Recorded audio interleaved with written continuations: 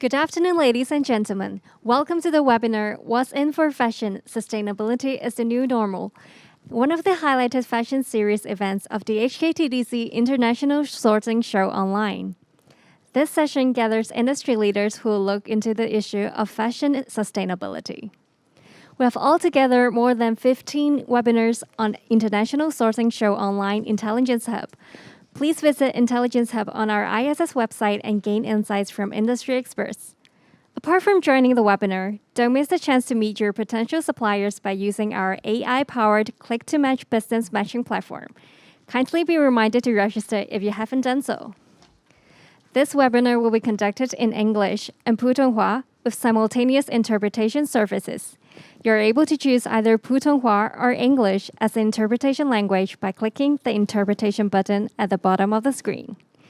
研讨会进行期间，参会人士可以选择用英语或普通话收听演讲。你只需要按下荧幕最底部的口译选项，就可以挑选语言了。We're delighted to have invited some star speakers with us today. First, we have Mr. Edwin Key, CEO, the Hong Kong Research Institute of Textiles and Apparel Limited. Ms. Malin Lundahl, Sustainability Manager, H&M Greater China. Ms. Charis, Manager, Esquel Group, and our moderator, Ms. Nissa Cornish, Executive Director, Redress. Speakers will first give their presentations, followed by a panel discussion, and they will also address two live questions in the end. If you have any questions in mind, please feel free to submit them in the Q&A box. Without further ado, may I pass the time now to our moderator, Ms. Nissa Cornish, Executive Director, Redress, to host this session. Over to you, please, Nissa. Thank you, Winsome, and it's a pleasure to be here, especially with this amazing panel of speakers to join me. Well, the topic for today is sustainability is the new normal, ? And of course, it is increasingly hard for companies to ignore environmental and social sustainability as they go about their business. However, the question is, how long will it be and what will it take before we can actually remove that question mark and state confidently that sustainability is the new normal? So we have quite an exciting chat lined up for today. We're going to kick off with some presentations. Firstly, Mr. Edwin Keh, CEO of HKRITA, who, among his many accolades, most recently was awarded a Medal of Honor by the Hong Kong government last year in 2020 for his research around COVID. So I'm very excited to welcome Mr. Edwin Keh. Over to you. Thank you very much. It's a pleasure to be here this afternoon and to consider together this question about what is the new normal and what is sustainability for the fashion industry. So a little bit about HKRITA. We are an applied research center, and we do research for the textile, apparel, and the fashion industry. And we want to look for solutions for real solutions to real problems that face our marketplace and our society today. So what has happened in the course of this pandemic, and how has it influenced what we are looking at in the marketplace coming up? Well, a couple of things we've noticed as we talked with our research partners and as we talk and we look at research about what consumer sentiments look like. So a couple of changes. First of all, when we talk about fashion, once upon a time before the pandemic, the key focus was on the aesthetics. Right? How do I look? How does this make me look? The pandemic has limited our social interaction and has changed the way we think, the way we work, and the way we think about our activities. So instead of the primary concern being about how do I look, the question now becomes is this safe? Does this make me feel safer? Is it comfortable? Can I work in this? Can I do what I need to do because of all the multitasking that we have to do now in the middle of our pandemic? So, and then the other question the consumers ask a lot is what is this doing, right? What is this material that I'm using, and how is it produced? Because once upon a time, I think consumers were concerned, and as well as suppliers, were concerned about not being part of the problem. So they play a different role. They just don't want to be one of the bad guys. Today, because we are all experiencing the pandemic together, we really want to participate in the solutions for bringing an end to the pandemic and for creating solutions so that we can go forward and live our lives as normally as possible. And then thirdly, I would say that once upon a time, we were much more passive as consumers and as manufacturers. We do what other people expect us to do, and we're followers more than anything else. As a result of this pandemic, we are a lot more active now. We want to be part of the solutions. We want to create solutions. We want to do things differently. So does it make me feel safer? Does it provide part of the solutions that I want to see for the society, for the industry that I'm in, and how can I be part of the solution as a result of using these materials? So all of this drives these changes, and all of these drives these types of value changes and shifts. And I want to today talk about this with some of the materials that we've been developing recently as part of our research to illustrate some of the things that we're trying to achieve and trying to help consumers and create new value as we work with them, as we produce new products for the marketplace. So first of all is this T-shirt that we developed last year, and it's a new material that is now already in the marketplace. And this T-shirt is made from 95% cotton and 5% from a shellfish derivative called chitosan. And what happens as a result of putting 5% yarns made of chitosan into this T-shirt is that this has now become an antibacterial T-shirt. So it doesn't stink as much when you exercise in it. It cleans itself to a large extent, and you can use a lot more low temperature wash when you take care of this. So the consumer doesn't have to wash it as often. The consumer doesn't have to take as good care of it as frequently, and it uses a lot less energy and water in the lifetime of this T-shirt. So this is an example of making life simpler, making the consumer feel safer, and also bringing new value to the consumer in the process of using this T-shirt. This other T-shirt, the second T-shirt that I want to show you, is made from 80% post-consumer waste. So this was material that was headed for landfills or about to be incinerated, and we separated this material out from post-consumer waste in a hydrothermal process that we developed the year before. And we made a new type of material with the polyester material from the recycled material. And then we also made a new viscose material from the cellulosic material that we got from recycled products. As a result of which, we have a T-shirt that is mostly garbage or somebody else's garbage that we can use. And it behaves today like a cotton T-shirt, not much different in terms of the hand feel. But this can be functionalized so that it can have more properties to manage moisture and to manage heat. So without using, by using very little virgin content, we can make a high-performance functional T-shirt that consumers can feel good about using and wearing, because they know that they have, in process of making a shirt like this, we have reduced water and energy consumption somewhere between 80 to 90%. Versus the conventional way of making without using a lot of new materials. And finally, I want to talk a little bit about this shirt that we're very excited, which is going to be in the marketplace this fall. And this is a shirt that is made of cotton that we functionalized. And in the process of use, this shirt absorbs carbon dioxide from the ambient environment. So this is about, our estimate, this is equivalent to about 1/3 of a tree's worth of CO2 absorption for every day of use. It then can be released and used to grow plants, which can create more oxygen in the process. So a carbon negative type of product, a product that sequesters CO2 and help clean up our environment and help be part of the solution to the environmental crises that we're in.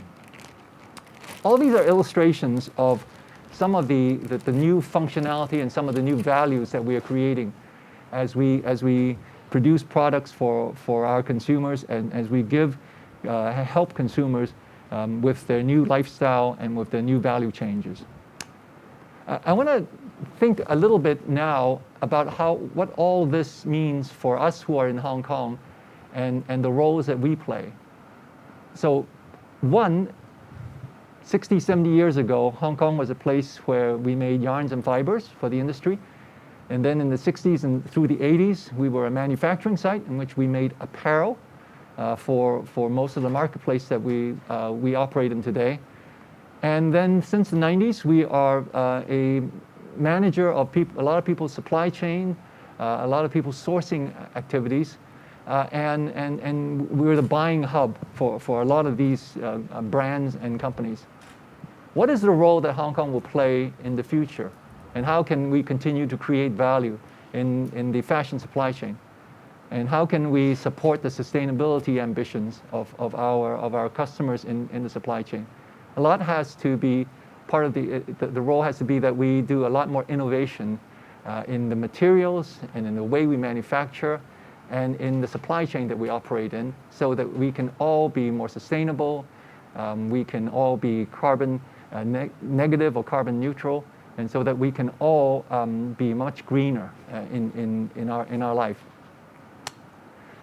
The final thought I want to leave with is this: that China, along with Japan, along with Korea, along with all of the EU, have signed carbon neutrality pledges. Somewhere between 2035 and 2060, all these large economies have pledged to be carbon neutral. United States is absent at this point, but California, notably, have also signed carbon neutrality pledge. How can we, as a fashion supply chain, create value and do business in these economies that are going to be carbon neutral? Surely it means that we also have to be a carbon neutral or a carbon negative industry. And so part of the new normal for the fashion industry is to develop a roadmap that gets us to carbon neutrality. And that's the new challenge, and that's new focus for us for the go forward. Thank you very much. Thank you, Edwin. Very well said. Thank you for that. And this segues really nicely, in fact, into our next speaker, who I know works for a company that has been a long-time research partner of HKRITA, and that's H&M. It's my pleasure to welcome Ms. Malin Lundahl. She is the Sustainability Manager for H&M Greater China, and she's passionate about the responsibility and opportunity that large companies have in the sustainability discussion in order to drive and facilitate positive change. Well, aren't we all, in fact? So, Malin, I'm looking forward to hearing from you. Over to you. Thank you so much for that introduction, Nissa. I'm so glad to be here today. Thank you so much for having us at H&M, talking about our journey towards a sustainable fashion future. So most of you probably know H&M. We are a global retailer that offers fashion for women, men, children and teenagers across 74 markets in the world. But we were actually founded in 1947 in a small city called Västerås with one single store. It's grown to have about 5,000 stores today. And this is our founder. And when he founded H&M, he really thought about, okay, I really want to bring fashion to the many people. And that's what we still want to do today at H&M, but with one big difference. And that's that we don't only want to make fashion affordable and available to many people, but sustainable fashion. We all know that we only have one planet. And the UN has estimated that we will be about 10 billion people on this planet by 2050. That's a great, great, great business opportunity for us at H&M. As the population grows, these are people that will also need clothing and express who they are also in the future. But we know that we will not be able to keep on doing business the same way we have until now. There's simply not enough land, for example, to grow cotton in the way that has been done until now. Not enough water. So we really know that if we want to be successful also in the future, we have to respect the planetary boundaries and find new ways forward. So that's why we at H&M have the vision to lead the change towards circular and climate positive fashion while being a fair and equal company. And for us, that's divided into 3 different focus areas. So the first one is 100% circular and climate positive. And the first area there is around a circular approach to how products are made and how they are used. So we have a big focus on this circularity. If I want you to bring something with you from my talk today, it's this picture around circular economy. Because this is what we want to do. As the population is growing, we also want to have a successful business growth, but we want to decouple from the resource use as we do today. And we believe that the answer, the how to this, is circular economy. So this is our vision of the value chain. Today, often, there is a linear approach to how products are made. Not only for H&M, but the industry in general and even other industries. You take a raw material, let's say cotton, you make a fabric, you make a product, let's say a t-shirt, and then that's sold and maybe used for quite a short time, and then thrown away, often ending up in landfill somewhere. So we want to take this linear approach and bend it into a circular one, where the end of the life of a product becomes a resource into something new.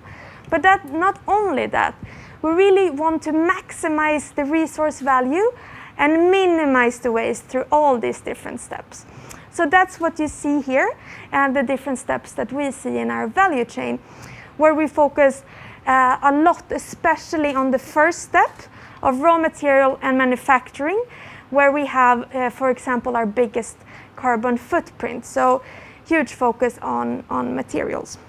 But it can also be, for example, to encourage our customers to make sure that we design products that they can use for a long time, so we can really extend that user phase as well.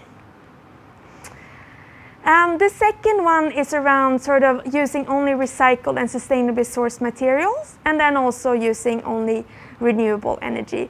I will not go through so much in detail. You're welcome to look into our sustainability report if this gets you going. But that's around the environmental part. Then we also have a social aspect of our strategy, which is called 100% fair and equal. Here we focus on fair jobs for all throughout our full value chain, and we're also stewards for diversity and inclusiveness. And the third area is 100% leading the change. We know that we really need systemic change for the full industry, and this is not something we can do alone.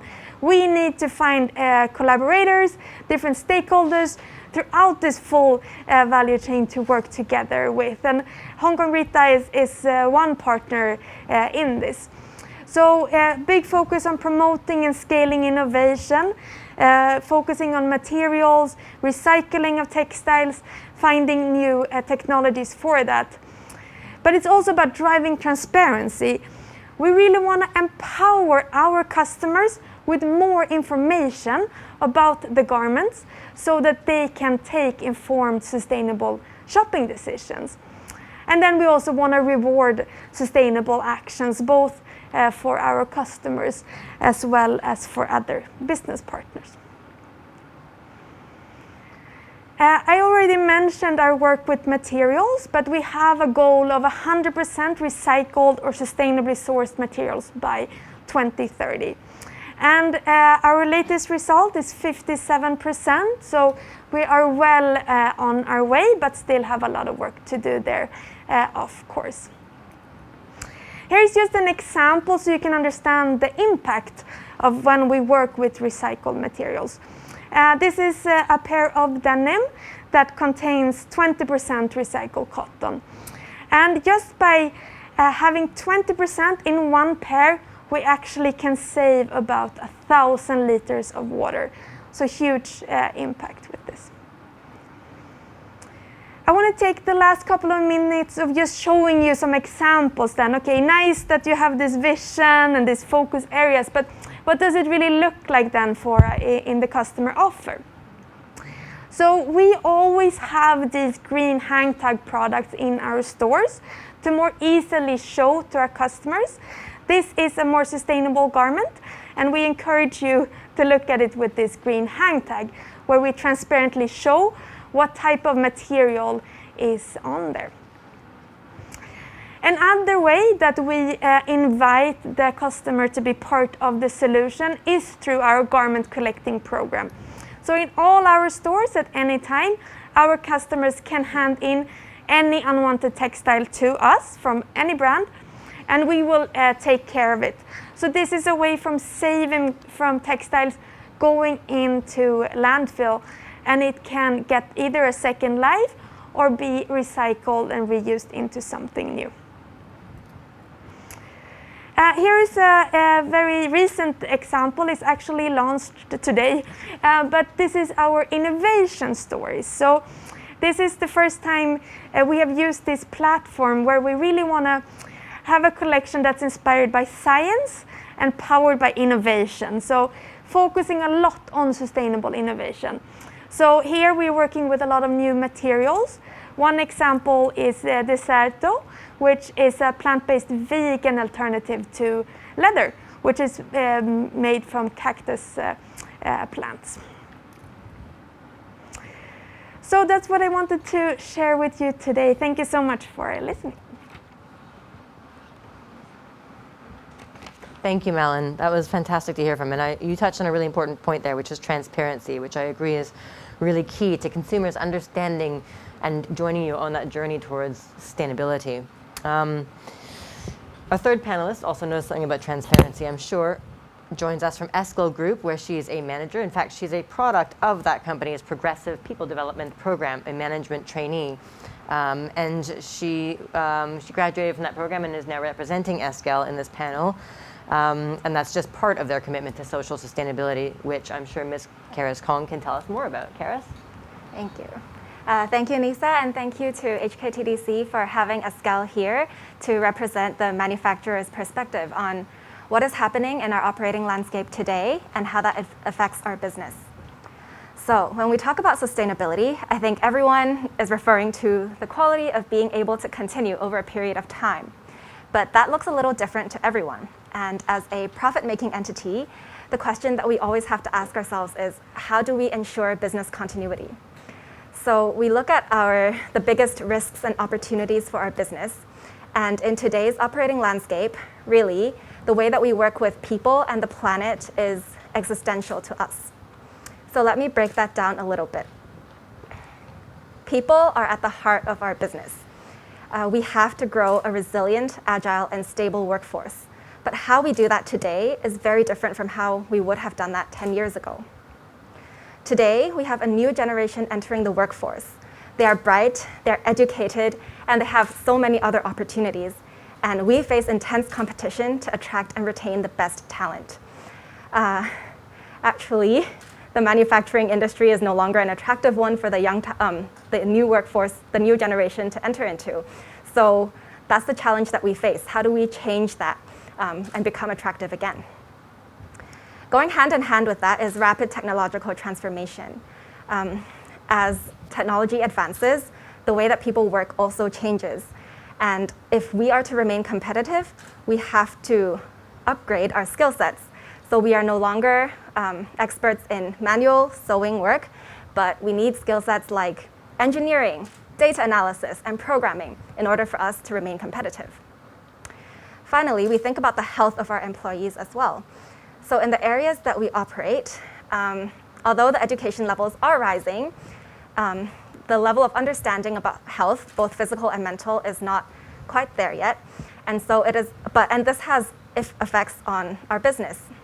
When employees are not in their peak health, it affects their job performance, it affects absenteeism, and in some cases, employees have to retire early. And all of this is not ideal for business. So we have to take on the responsibility to make sure that Esquelers are healthy so that they can ensure our smooth operations. In terms of the planet, we have a lot of work to do to protect our people, our brand image, and our operations. The fashion and textile industry is a thirsty one, and we acknowledge that, and we have to manage our water consumption and discharge. Firstly, because government regulations around the world are just getting stricter and stricter in this area. And secondly, because the water that we discharge goes back into the local water bodies, which is consumed by our employees. And as we mentioned before, our employees' health is crucial to our business. Similarly, for energy, this is an energy-intensive industry. And again, as expectations are getting higher and higher about our energy portfolio and how it affects our air quality, not just from the government, but also our clients.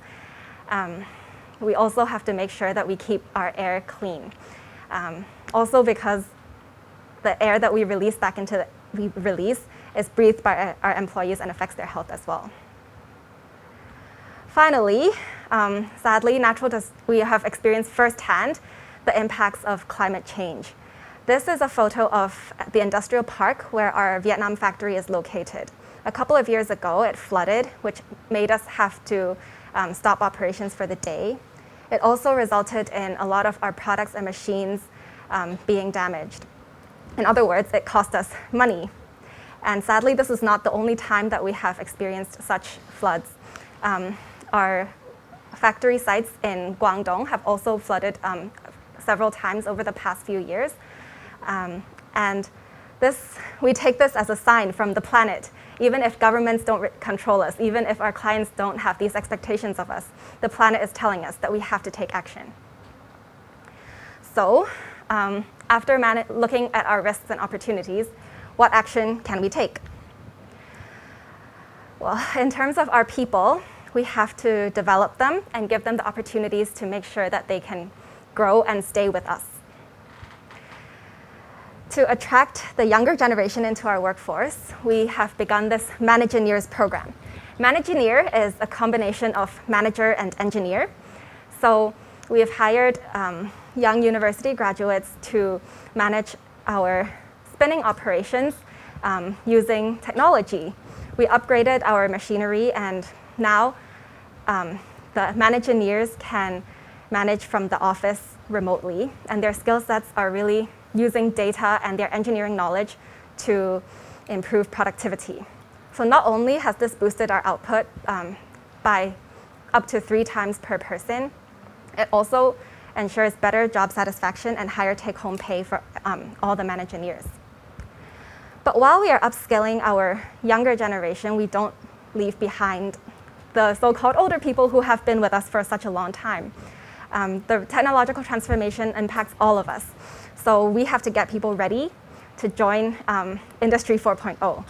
So this is a photo of some of the trainings that we are doing to empower our employees to join the digital age. We also give them education opportunities. While traditionally in our industry, training and development may refer to skills training. So how do we sew faster? How do we inspect our quality better? Now, we actually know that we need the right mindset and knowledge as well as the hard skills. So working together with the Open University of China, we sponsor a lot of our employees to get their degree if they haven't done so already. We also have to look after their health, which goes beyond health and safety regulations to caring about their overall holistic well-being. Step 1 is staying ahead of modern health considerations. So with the technological transformation, people are spending more time on their screens. Therefore, we come up with this eye care program. And this is just part of how we look ahead to see what are the upcoming risks to our employees' health, and we mitigate that in advance.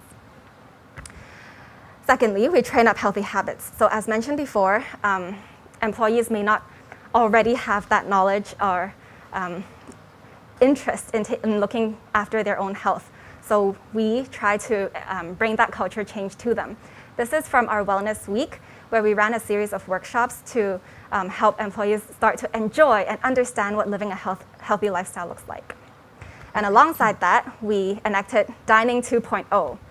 So in a lot of the areas where we operate, enjoying life means eating flavorful food, which is not necessarily the best for the body.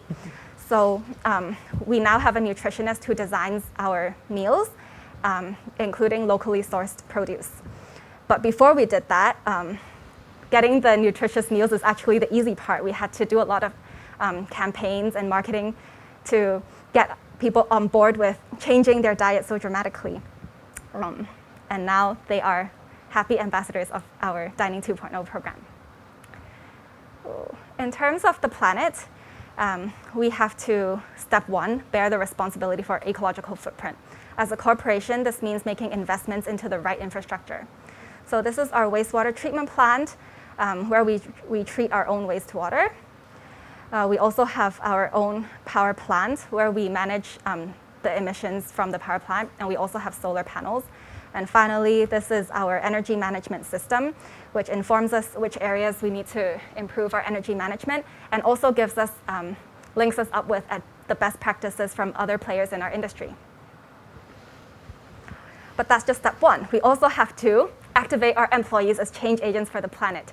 Just as employees are essential to our business, they're also essential in changing our impact on the planet. So there are 35,000 Esquelers around the world. We want to make sure all of them have the right green mindset when they go to work every day. So this is one area that we educate them. This is Green Week 2020, where we ran a series of workshops and activities to get them started with a green mindset. The next step is to have green offices practices in the office. This is green trade, where employees can bring stuff they don't want from home, a mini circular economy within the office. And finally, once they have done that, they come into work every day with a green mindset. They use their skills to, use their unique skill sets to,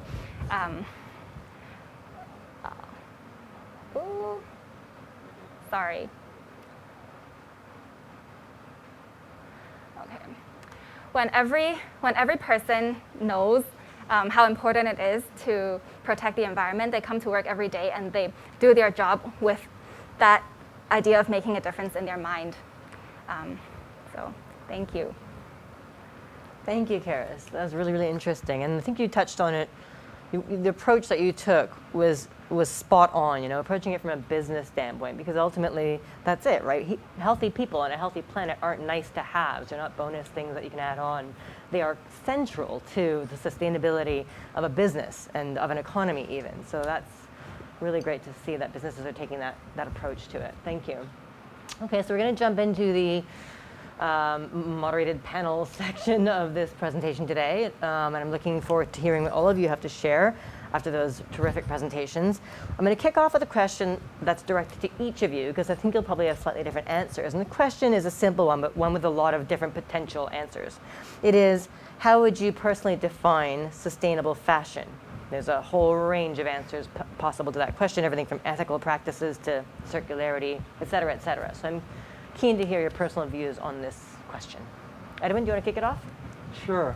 I mean, there you have two very interesting things you have to balance here: fashion and sustainability.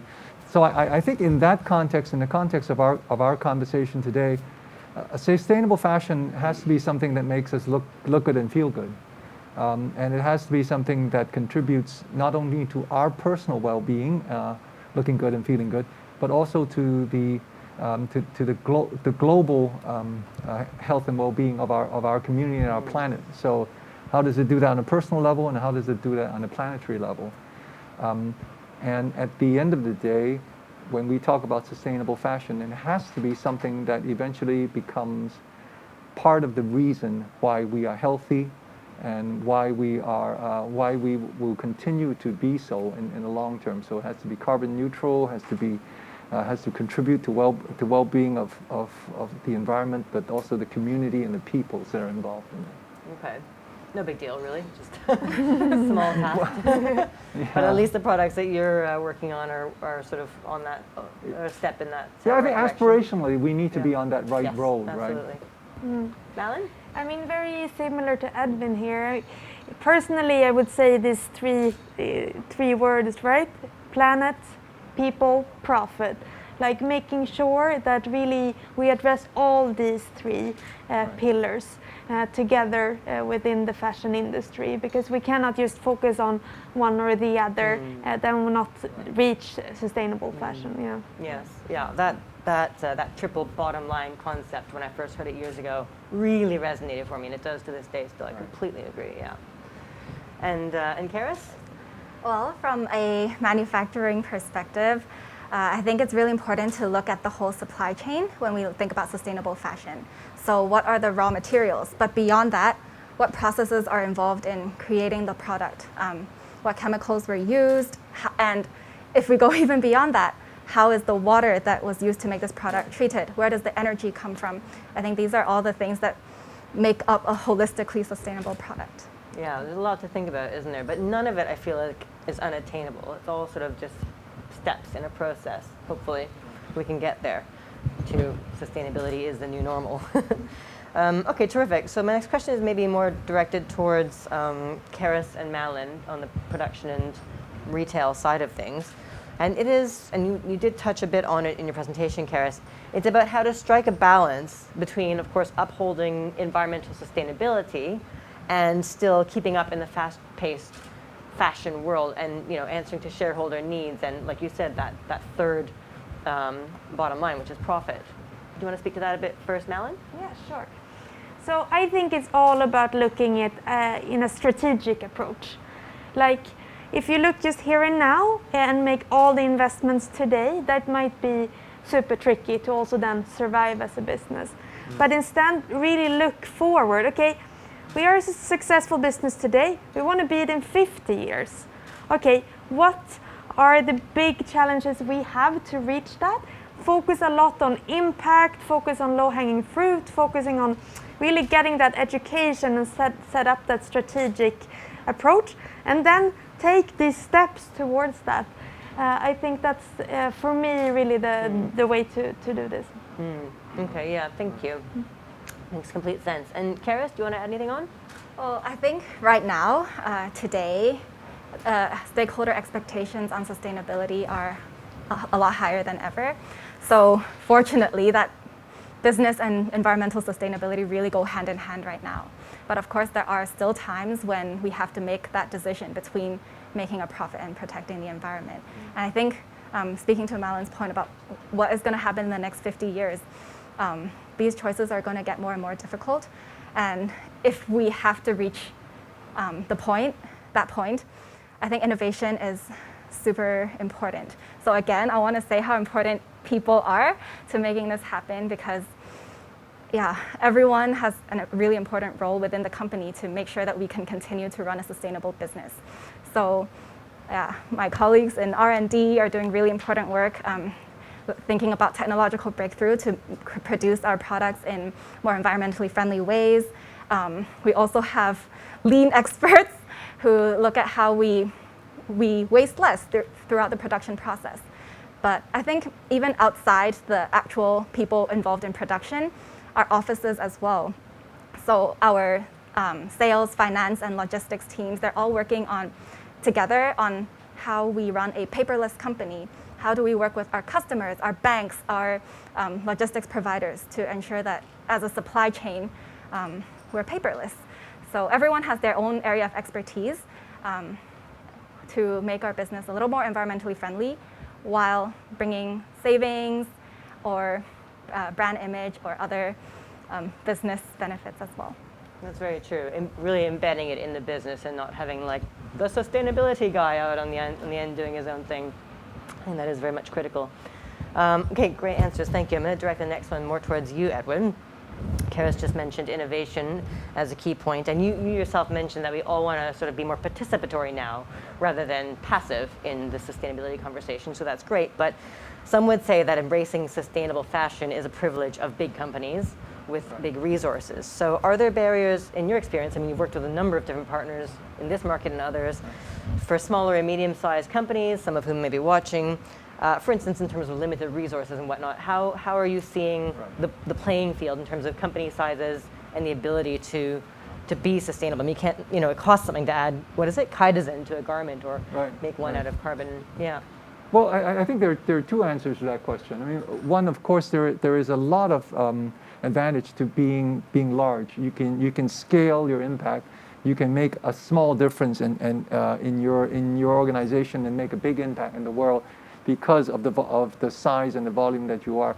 So naturally, there is a special responsibility for large brands and large organizations to play their role in the challenge of sustainability.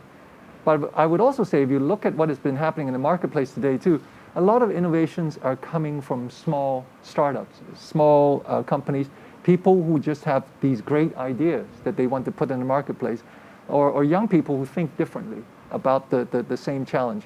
And so there's nothing wrong with being small. The opportunity there is to make sure that whatever innovation that you create, you immediately figure out a way how that can be adapted in the marketplace and how it can be scaled to become part of the solution. And then I always say that if you think about sustainability today, the most powerful voice of sustainability today is a 17-year-old girl from Sweden. So there's absolutely nothing wrong with being small, and it doesn't take the responsibility away from any one of us because of that. Yeah, well said. Okay. So really, for smaller and medium-sized companies, the key might be sort of collaboration or finding other ways to scale up than doing it yourself, and innovation. Yeah. Right. Okay. Terrific. So let's, as everyone does at every panel these days, let's talk about COVID. I'd love to hear from you what impact, particularly from a sustainability or an environmental and or a social sustainability standpoint, what impact you've seen from the pandemic. It could be either on your business or on your customers, or if you have observations about sort of the fashion industry at large, welcome to share those as well. Charis, do you want to start? Well, the pandemic, definitely huge impact on everyone, including our industry. First, everyone has taken this time to sort of reassess what they should be doing, reassess life in a way. In terms of consumers, I think there's a lot more care about, a lot more consideration on what I buy. Although people have been talking about buying less but better quality for a long time, I think it's really starting to happen now during the pandemic. A second area where the pandemic has impacted us, probably given us an opportunity actually, is in terms of our digital workspace. So in the past year, the speed at which we have digitalized all of our work process flows has increased so much on our end and our customers' end as well.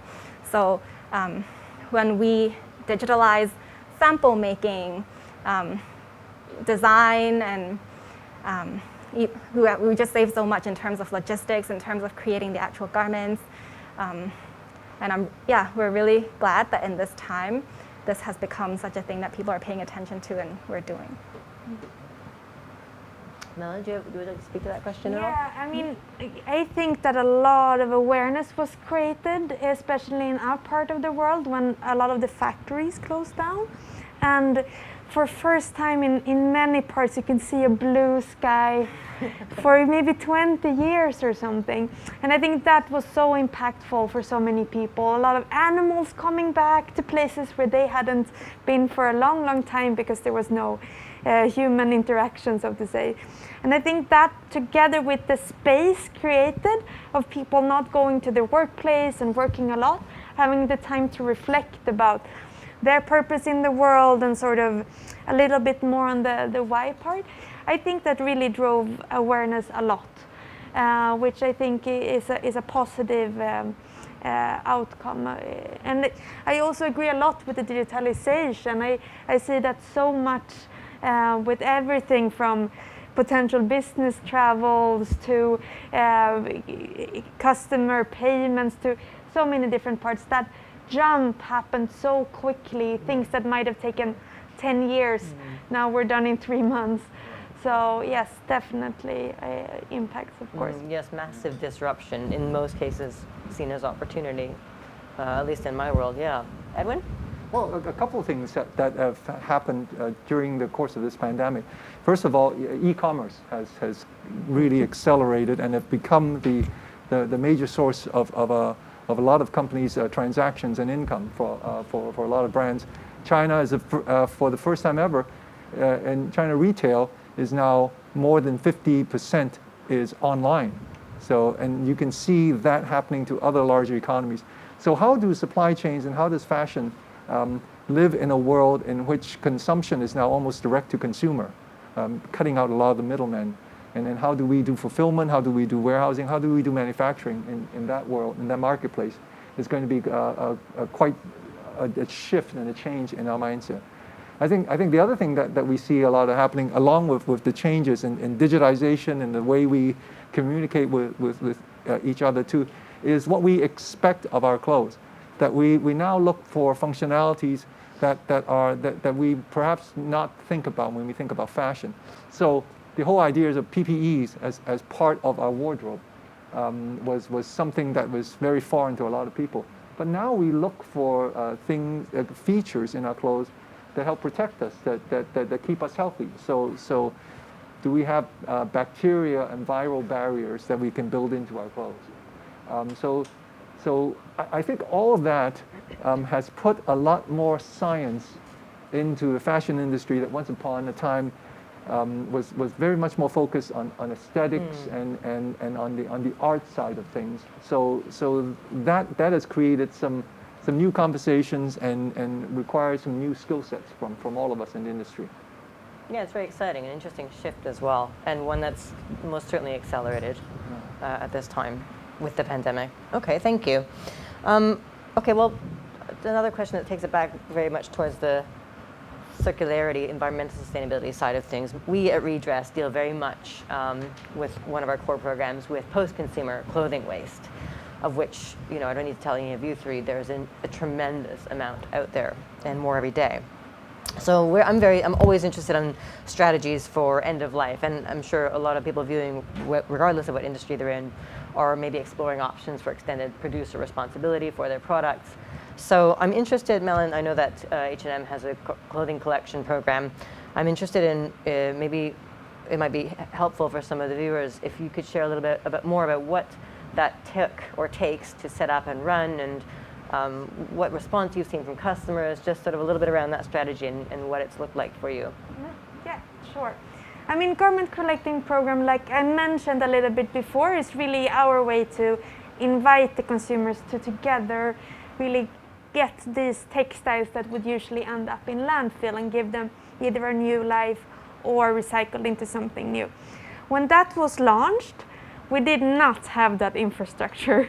Like, who can you partner with? How does it work? How do you even do this logistically? All of that was lacking. So that needed to be built. And what we did then, and what we often do today when we look at new circular business models or new solutions, is that we partner with someone.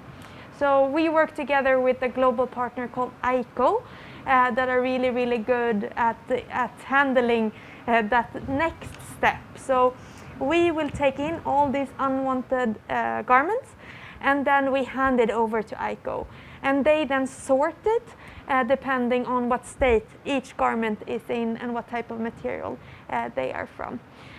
So I would really advise to find the partners in different types of ways. That's also how we, for example, our sister brand COS last year did collaboration together with Y Closet in China, where we actually look at rental of garments. So there again, we didn't develop the whole back-end solution. We found a partner that already had that we could work together with.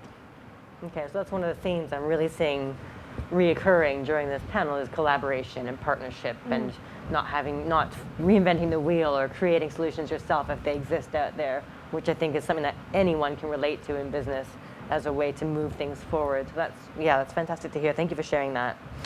I think we're going to move on to some audience questions now. I have my trusty iPad here.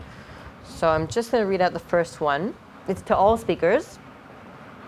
And the question is, some believe that sustainability is just a slogan or PR.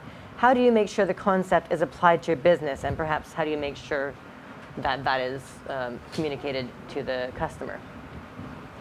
In that it's an actual step that you're taking. I'm not sure who would like to answer first. Maybe it's Malin again. Yeah, I can go. I can start with it. So I think this is a very important question that each of us as consumers should ask.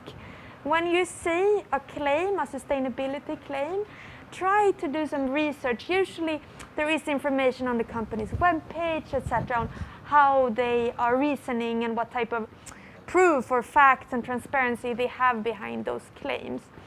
So this is why I also mentioned before around the transparency part, why it's so important to. We have a very complex value chain within the textile industry, but so that we still have work to do when it comes to make sure that we get all the facts about each garment to the consumers. But that continues to be a very big focus for us. So one example is that we now have that if you go into our webpage, you can actually see per article which manufacturer made this product, what type of materials are in there. But we want to get to actually show impact as well. Like, so you can see if you have this t-shirt versus this t-shirt, which one has the highest or lowest CO2 emissions or water impact, etc. Yeah. I think it's, thank you whoever gave me that question. It's a super good question. Thank you. Yeah, it does touch again on another theme that has been emerging throughout this panel, which is the importance of transparency. And that's exciting because a lot of people, I think that's where we are now on the journey of consumer awareness around clothing sustainability is people are starting to understand that the price of a garment, a t-shirt, let's say, is much more than the price on the tag. You know, everything from the water to grow the cotton to the water and the soil and the chemicals that are required potentially to grow the cotton and the processing and the transportation and the making and the designing and the entire, like you say, value chain and supply chain of a garment is so tremendously complex and involves so much resource that then if that's really clear to us as consumers, I feel like we're going to be much less likely to buy something thinking I'll wear this once and throw it away when we realize the vast amount of resource that goes into making that garment. So I'm really excited to see, I feel like we're on the sort of the front of a wave of awareness among consumers around really what it costs to make the clothes in our closet. And leading the way with that transparency is terrific to hear. Another question from the audience. So the question is, Hong Kong citizens are susceptible towards recycling, like the arrangement of waste in recycling bins. So I think it means that we're not necessarily trusting of the effectiveness of recycling in Hong Kong. How can enterprises restore consumer confidence towards recycling and thus encourage them to take part in these actions, including with garments? I mean, certainly for us, I can answer that maybe on behalf of Redress because we run a number of clothing collection programs here in Hong Kong through our Take Back program, through a number of Redress retail partners and our Get Redress Month in October. And we, again, transparency is critical to that program. So we communicate through reports and through our campaigns around what happens to the clothing once we receive it. And it has been a while, like your Take Back program, it wasn't something that we had infrastructure for at the very beginning. But through partnerships, we have over 20 charity beneficiaries. We worked with a number of downcyclers and recyclers, and of course our own pop-up shops, for instance. We find solutions for the clothing that we collect. And we report and share with the public exactly what percentage of clothing we are reselling to raise funds for our work, what percentage is going to beneficiary charities, what percentage is being downcycled, for instance, and even there's a percent for us, it's around 1%, I think, that necessarily goes to landfill because unfortunately some things that we are donated simply don't have recycling solutions in this part of the world right now. For instance, moldy leather or shoes. So that, in other products, I can't speak for other products in the recycling, but transparency for those of us who are working and collecting garments, I think is critical. So do you, I guess, communicate about where, and I know, for example, you partner with H&M in some markets to recycle textiles? We have a recycling factory. We have a factory in Taipo that does nothing but recycle garments, and then there's the garment shop, which is opened, also supported by the H&M Foundation, in which consumers bring their old clothes and we turn them into yarns and fibers and make new clothes out of them for the consumer.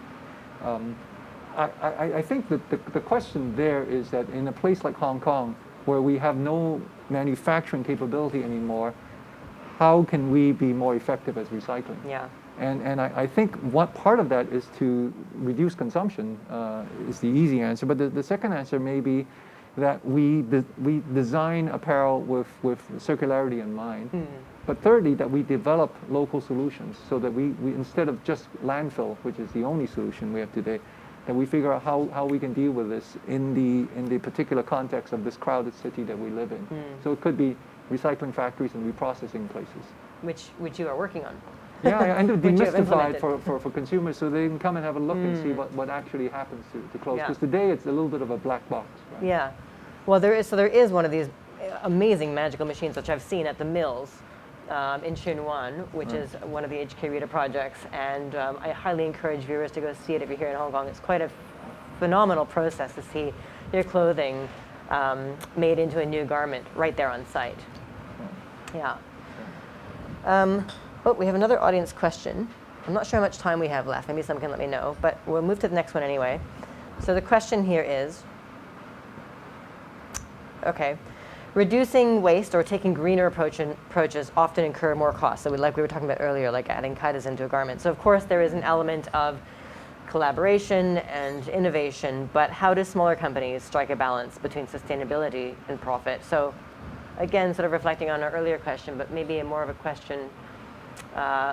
Okay, Malin? No, but I think I wanted to add a little bit to this part of being a smaller company. I think there are some unique opportunities in that as well. Because as you are sort of setting up your business, usually you're thinking that you will grow over time, right? So right at the starting point, you can really set that base for sustainable business. I'm thinking like, if you're a fashion company, really get like the circular design principles already from the start, how you work with the manufacturing step, really clarify already in that setup how to work in a sustainable way. I think that's a unique, so then as you grow, it would not be that you later on have to change everything, but you can sort of build that foundation that you can then grow from later on. Yes. But can I add that I think that is a false choice to begin with in that question, that necessarily by recycling or by reusing materials that in itself means it has to be more expensive. It isn't the case. I mean, because we are saving a lot of energy, we're saving a lot of material, and it's a matter of having more clever processes and have more established circular supply chains so that we can get the materials and then we can process them in a better fashion and come up with materials that serves its purpose. So are you saying it's a matter of time for these smaller companies to have better access to circular solutions? I think it's a matter of intentionality in the first place, that we design products for reuse. And secondly, it's a matter of us being more thoughtful about how we reuse our materials. We are probably one of the first generations to think of our clothes as disposables. These are durables. These are a generation ago, mothers would leave their clothes to their daughters or give them as dowry when they get married. We changed that idea, and so we need to recapture that relationship with our garments, and so that we can hang on to things longer, repair things, and then very thoughtfully figure out how to reuse the materials.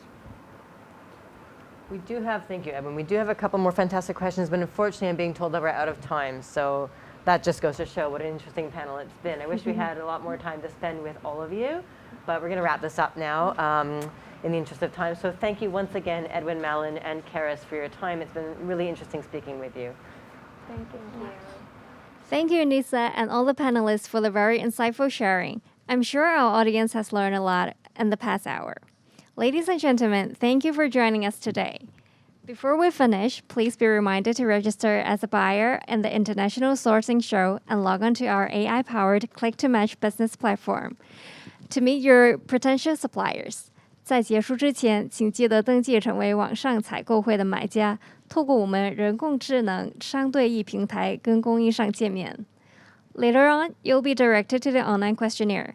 Kindly fill it out and submit it to let us know your thoughts on the session. 为更了解阁下想法和意见，我们诚邀阁下填写研讨会问卷。Apart from the session just now, we have more webinars coming up on International Sourcing Show Online Intelligence Hub. Please visit ISS website to gain more insights from the industry experts. Thanks again for joining us today, and if you're interested in registering as a buyer, please stay on and we'll show you a short video to take you through the steps. Wish you fruitful business in the International Sourcing Show Online. Thank you.